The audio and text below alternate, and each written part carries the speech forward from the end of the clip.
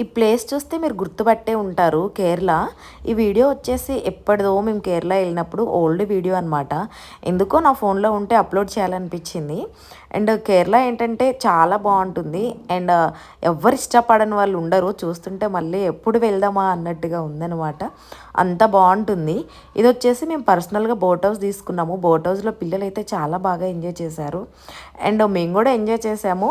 And Munnar అయితే ఇక చెప్పాల్సిన అవసరం లేదు, ఎంత గ్రీనరీగా ఉంటుందంటే చాలా బాగుంటుంది.